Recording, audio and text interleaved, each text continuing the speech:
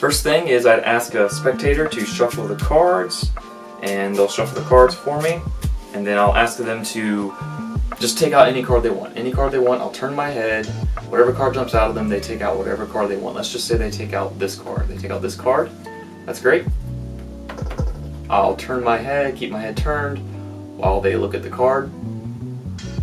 And then I would ask them to place their card on top, and then I'll bury their card into the deck. My head is still turned. Head is still turned. And let's say they want me to stop here, so I'll stop here. Then I tell them that I'm going to just try to figure out their cards just by examining their emotional reaction to the cards. So I'll just spread through the cards very slowly.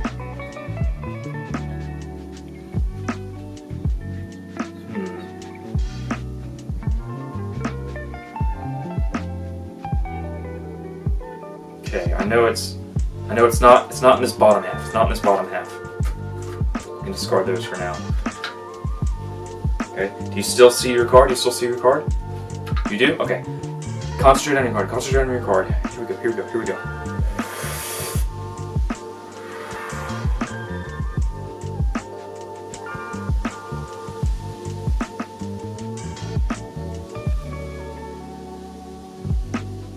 It's not in this half. You still see your card? Yes? Let's do it one more time, ready? Here we go. Concentrate.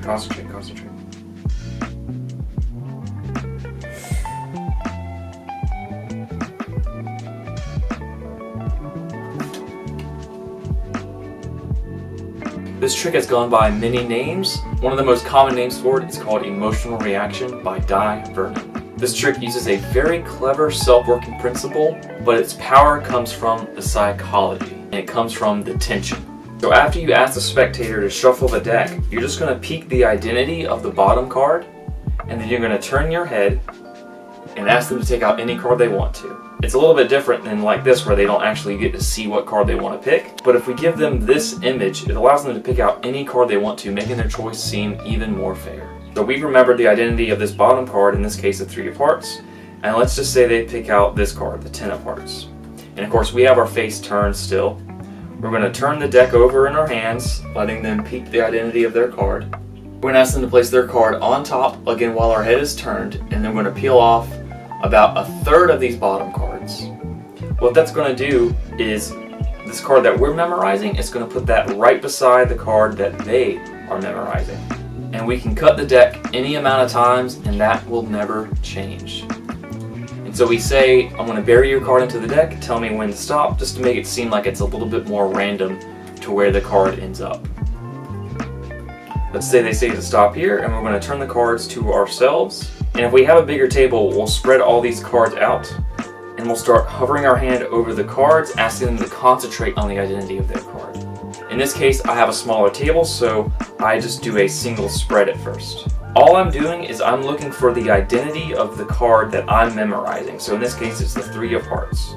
And I know the card immediately to the right of my key card is their chosen card, in this case, the 10 of Hearts. So I ask them to concentrate on the identity of the card, and I'm going to try to figure out their card just by their emotional reaction. So I spread the cards, and when I see my key card, which in this case was the 3 of Hearts, I'm going to note that the card right beside it is the 10 of Hearts, and that's their chosen card. Continue to spread. From there, I'll take a second, and I'll pause, and I'll cut off about half the deck and say it's not in this half.